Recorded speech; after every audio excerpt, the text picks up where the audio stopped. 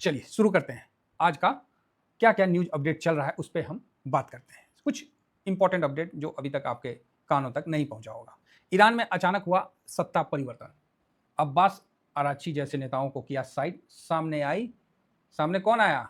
तो ये है अब्बास अराची और इनको नरम दिल का नेता कह के IRGC गेट फुल कंट्रोल। ये कट्टरपंथी इस्लामी है IRGC जो रिवोल्यूशनरी गार्ड। तो ये अपने सत्ता में अभी कुछ रिपोर्ट आ रहे हैं, तो उसी के आधार पर मतलब ये चल रहा है। क्योंकि ईरान वर्सेस वार जो चल रहा है, US वार, दूसरे दौर की शांति वार्ता से पहले खबर आ रही है कि IRGC पूरी तरह कंट्रोल हासिल कर लिया। एक रिपोर्ट का यह भी दावा है कि अब्बास अराघाची जैसे नरम रुख वाले नेता को साइड किया जा रहा है। इस तरह का न्यूज अभी आ रहा है। तो चलो भाई ठीक है। तो चलिए अब आते हैं दूसरा न्यूज। ये क्या चल रहा है कि इस्लामाबाद में 2.0 की वार्ता में हलचल शुरू हो गया। अब 2.0 में अमेरिका का भी जहाज आने लगा है कि भाई, है ना। तो नूर खान एयरबेस में US विमान उतरा है। तो चीन भी इस पर दो टूक मतलब बोला है। और ईरान क्या बोला है वो भी ध्यान दीजिए। तो अमेरिका के द्वारा जो अभी चल रहा है ईरान और US में, तो उसमें चीन का भी इंटर हुआ है और चीन ने भी उस चीज़ को बोला है। तो चीन क्या बोल सकता है आपको पता है, उस पर हम बाद में बात करेंगे। फिर भी इस्लामाबाद में होने वाली 2 वार्ता में सस्पेंस बना हुआ है और इसका महत्वपूर्ण बैठक से ठीक पहले ईरान के विदेश मंत्री प्रवक्ता बगाची ने कहा है कि अमेरिका के साथ अगले दौर की वार्ता को लेकर अभी कोई भी योजना नहीं है, सहमति नहीं बनी है। तो ये चीज़ अब बात कब शुरू होगा ये हमको नहीं पता है। तो ठीक है, ईरान वाला फिर भी ठीक बोल देता है, US वाला ना टू ज़्यादा करता है। ठीक है। दूसरी ओर मंगलवार को प्रस्तावित इस्लामाबाद में जो ये होने वाला है उसमें कई अमेरिकी वायुसेना C-17 जो दिख रहा है विमान लैंड कर चुके हैं। 2 विमान में अमेरिकी प्रतिनिधि मंडल की गाड़ियां पहुंची है, जबकि बाकी 7 में विमानों में जैमर, संचार उपकरण, सुरक्षा साधन और हथियार सब पहुंचा है। ठीक है, तो इसका भी ध्यान रखिए। इधर ईरान के राष्ट्रपति मौजूद पेजकिशियन ने अमेरिका से युद्ध समाप्त करने की अपील भी किया। उन्होंने कहा है कि ईरान को जल्द से जल्द अमेरिका और इजराइल के साथ संघर्ष खत्म करना चाहिए। अपना अपना सबका है भाई, आ रहा है स्टेटमेंट। तो अब क्या किया जाएगा। अब इसी के बीच में शी जिनपिंग साहब का इंटर होता है। शी जिनपिंग ने सऊदी अरब के क्राउन प्रिंस से बातचीत में कहा है कि स्टेट ऑफ हार्मोज से जहाज़ों की आवाजाही सामान्य रहनी चाहिए। वाह वाह वाह वाह। बीजिंग ने तत्काल और व्यापार युद्ध विराम की वकालत करते हुए कहा कि मिडिल ईस्ट संकट का समाधान केवल राजनीति और कूटनीतिक माध्यम से ही संभव है। वाह भाई वाह। तो ये अपना चाइना का भी जवाब है। और लेबनान के राष्ट्रपति भी इजराइल के साथ संभावित वार्ता में पूर्व अमेरिकी राजदूत सिमोन काराम के नेतृत्व, बड़ा तगड़ा तगड़ा नाम है जी, नेतृत्व में अपना प्रतिमंडल में शामिल हुए हैं। तो ठीक है, उन्होंने स्पष्ट किया है कि इस बातचीत का उद्देश्य कब्जे को समाप्त करना, अंतर्राष्ट्रीय सीमा की पहचान करना और वहाँ सुरक्षा बलों की तैनाती सुनिश्चित करना होगा। तो ये तो था मोटा मोटी एक छोटा सा न्यूज अपडेट। अब इसमें कुछ और न्यूज अपडेट चलते हैं।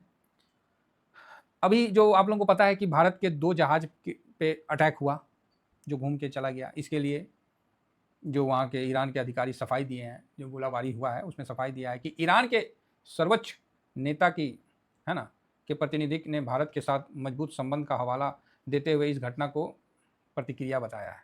किस कारण हुआ है उसने पूरा मतलब सफाई दिया है कि अज्ञात और शांति मतलब की अपील की है भारत के साथ, क्योंकि भारत के साथ उनका अच्छा संबंध है और ईरान के साथ ऐसा नहीं है कि हम लोग का कोई ख़राब संबंध है। हम लोग के देश में भी कई लोग ईरान के सपोर्टर हैं।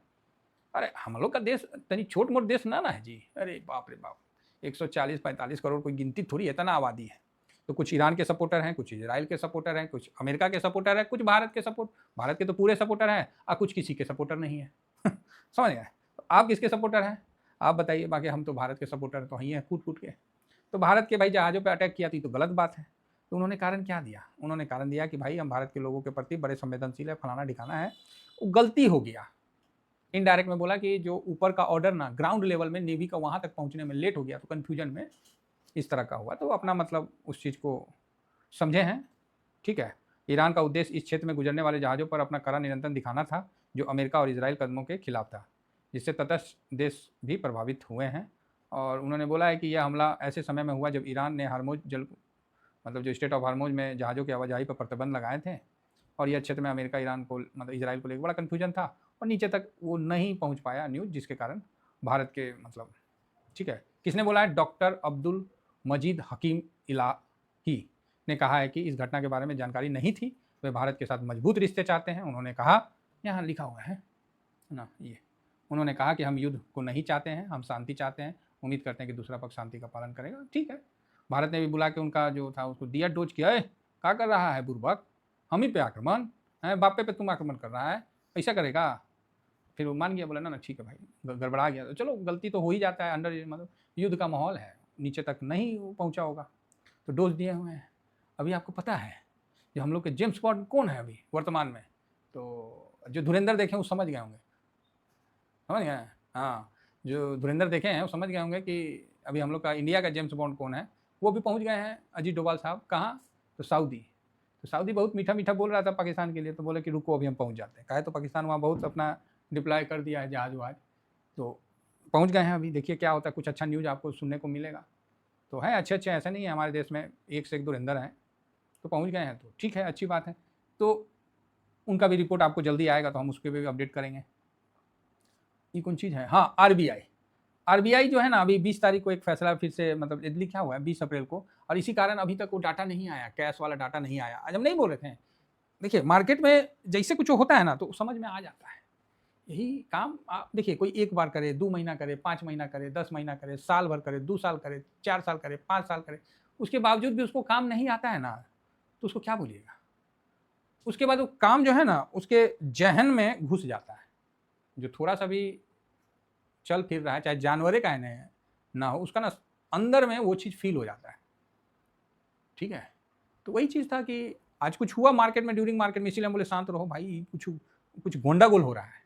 तो आरबीआई ने बोला है कि 20 अप्रैल को आरबीआई ने रुपया के डेरिवेटिव ट्रेडों पर कुछ प्रतिबंधों को वापस ले लिया है, जिन्हें पहले रुपया की गिरावट को रोकने के लिए लगाया गया था। मतलब जो रुपया गिर रहा था ना उसको रोकने के लिए लगाया गया था, और इसी कारण 13 साल में रुपया खटाक से मजबूत हुआ है। अधिकारित डील अब एनडीएफ नॉन डेरिवेबल जो फॉरवर्ड है ना, वो ट्रांजैक्शन में फिर से शामिल हो सकते हैं। तो इस तरह का करेंसी के लिए जो था उन्होंने अभी हेजिंग की सुविधा ये सब अपना, तो ठीक है, आरबीआई ने कुछ डील दिया है, पूरा डील नहीं दिया है, डॉलर की खरीद बिक्री, बाइंग सेलिंग, मतलब पूरा डील नहीं दिया है, मतलब हिसाबे से डील दिया है।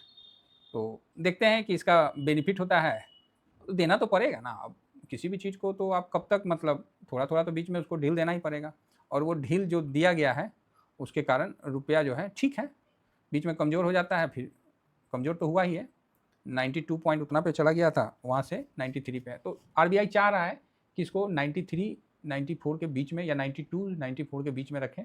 तो 95 मतलब टूटना काफ़ी, मतलब नुकसान हो जाता है, इससे मतलब काफ़ी दिक्कत हो जाता है। तो ये चीज़ था, तो आरबीआई का एक नया अपडेट था, तो मैं सोचा कि आपको बता दूं। अब इसी अपडेट में यूएई भी भाई साहब इंटर मार दिया, बोला ओए रुको अमेरिका सुनो हमारी बात। तो आप बोलोगे क्या हो गया? हाँ देखिए ना, इसमें बोला है संयुक्त अरब अमीरात, इस किस लिए फेमस है यूएई, कि कोई टैक्स टूक्स नहीं लगता है, यहाँ का जो दिहरम है वो स्टेबल है, हम लोग का भारत का रुपया ऐसा नहीं कि टूटते जा रहा है, वहाँ स्टेबिलिटी है, तो इसीलिए सब लोग यूएस में ज़्यादा, यूएई में ज़्यादा जाना चाहते हैं और वहाँ पर ही इन्वेस्ट करना चाहते हैं, जो भी है। तो यहाँ पर क्या है ना, पेट्रो डॉलर को लेकर एक सख्त चेतावनी दी है। पेट्रो डॉलर मतलब डॉलर क्यों मजबूत है? डॉलर इसलिए मजबूत है कि जो भी काम होता है वो डॉलर में होता है। अब पूरा वर्ल्ड में सबसे इंपॉर्टेंट चीज़ क्या है? तो एनर्जी है। एनर्जी के लिए क्या है? तो क्रूड है। तो उसके लिए जितना भी मिडिल ईस्ट है, जो उसको बोला कि भाई आप डॉलर में काम करो, हम आपकी सुरक्षा देंगे, हम आप में इन्वेस्ट करवाएंगे, आप हमारे यहाँ इन्वेस्ट करो, हम आपकी पूरी मदद करेंगे। मतलब ये सब अपना जो था तो चल रहा था। इसीलिए अमेरिका के बॉन्ड में, अमेरिका के स्टॉक में यूएई का और मिडिल ईस्ट का काफ़ी पैसा लगा हुआ है। अमेरिका को अमेरिका वालों ने नहीं बनाया है, मूल निवासी तो पता ना कहाँ हैं, गायब हो चुके हैं, समझ गया ना, मूल निवासी कहाँ है। तो अमेरिका को अमेरिका ने थोड़ी बनाया है, वो तो बाहर से जो इन्वेस्टर गए हैं उसने अमेरिका को अमेरिका बनाया है, और वर्ल्ड का सबसे ज़्यादा रिटर्न देने वाला मार्केट बनाया है। तो इसीलिए इन्होंने यूएई के गए थे, वहाँ स्कॉट बेसन से बोले कि यहाँ जो तुम लोग बमबारी कर रहा है, हमसे पूछा था ना, तुम बताओ, तुम स्टेट ऑफ हार्मोज बंद कर रहा है, ईरान हम लोग को भगा भगा के मार रहा है, हम लोग तो तेल बेच नहीं पा रहे, तो हम लोग का एक्सपोर्ट जीरो हो गया है, और खाने पीने का सारा जो है व्यवस्था वो तो लगिए रहा है, तो कैसे मेंटेन होगा? हम सब सोनो में बेच दें कि तुम्हारा हम बॉन्ड लेके अचार डालेंगे, और जो इन्वेस्ट किए हम क्या करेंगे? हम इसको बेचना पड़ेगा हमको, नहीं तो तुम मेरे को दिहरम लो और मेरे को डॉलर दो, ठीक है। तो अभी देखिए क्या बात होता है। तो इसका क्या, इसका जो स्विप करेंसी, जो स्विप जो नहीं है, जिसमें इसका यूज़ पहले भी अमेरिका ने किया, 2008 में किया, 2020 में किया है, कि 80 दिन के लिए आपको डॉलर दे देगा दिहरम के बदले, और 81 डे आप वापस अपना दिरहम डॉलर वापस कर दो और दिरहम ले लो।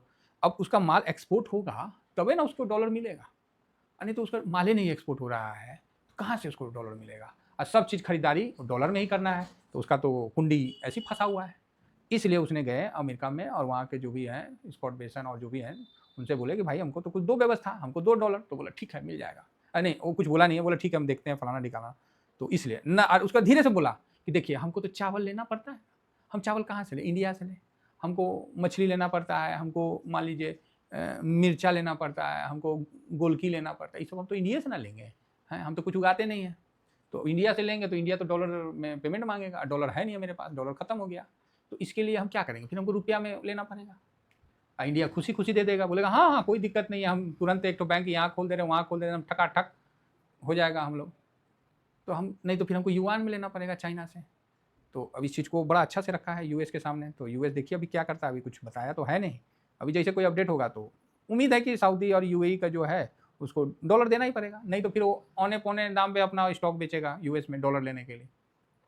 और भी तो वहाँ पर ही कई प्रोग्रेस वाला काम चल रहा है कि नहीं चल रहा है, तो उसमें भी ना पैसा लगता है। मान लीजिए रेल बन रहा है, रोड बन रहा है, तो वो थोड़ी यूएई वाला वहाँ का कोई लोकल बनाता है, सब तो फॉरेन का आदमी रहता है, तो वो तो डॉलर में मांगेगा। अब डॉलर है ही ना तो कौन चीज़ में पेमेंट करोगे। तो इस चक्कर में वो गया है कहाँ, अमेरिका में। अमेरिका को बोल रहा है कि ए ट्रम्प दो हमको डॉलर। ट्रम्प बोलता है अरे रुक ना रे भाई, तुम आ गया, बोलता नहीं दोगे तो देख लो, ये जो डॉलर जो ये पेट्रोल डॉलर वाला सिस्टम है ना इसको हम ब्रेक कर देंगे। अब बोला नहीं, वो अपना प्रॉब्लम बताया। तो ये प्रॉब्लम बताना भी एक तरह से चेतावनी ही देना है, समझ रहे ना। हाँ तो ये इस चीज़ का चेतावनी दिया है। अब देखिए क्या होता है। अब भारत तो तुरंत तैयार है, अब गए हुए हैं हमारे जेम्स बॉन्ड भी पहुँचे हुए हैं सऊदी। और यूएई से तो शायद फ्री ट्रेड है, ओमान से तो मई जून में क्लियर हो जाएगा कि ओमान से भी हम एफटीए साइन कर रखे हैं, वो भी फ्री में मतलब सब कुछ होना शुरू हो जाएगा, तो बढ़िया है। तो ये सब चल रहा है, अभी देखिए क्या होता है नहीं होता है, वो तो आने वाला समय बताएगा। फिलहाल जो ब्रेंट है वो 95 पे चल रहा है ना। तो कोई नहीं, अभी क्या है कि अभी तक वो डाटा नहीं आया है कैश वाला। तो कैश वाला जब डाटा आएगा तो वही हम सोचे थे कि पैसा लगा वाला वीडियो जो है वो कैश वाला डाटा नहीं आया। रुकिए ना दिखलाते हैं आप लोगों को, ये देखिए कैश वाला डाटा अभी तक नहीं आया। ये देखिए 17 अप्रैल का ही है। फिर से एक बार रिफ्रेश कर देते हैं। क्यों नहीं आया, उसका कारण यही है कि आरबीआई ने कुछ जो चेंज उंज किया है ना, बाकी सब डाटा आ गया है। तो इस 17 तारीख का ही डाटा अभी तक है, कोई अपडेट नहीं हुआ है। तो चलिए नहीं होगा तो भी इसके बाद हम वो वीडियो बना देंगे। थैंक यू वेरी मच, जय हिंद जय भारत।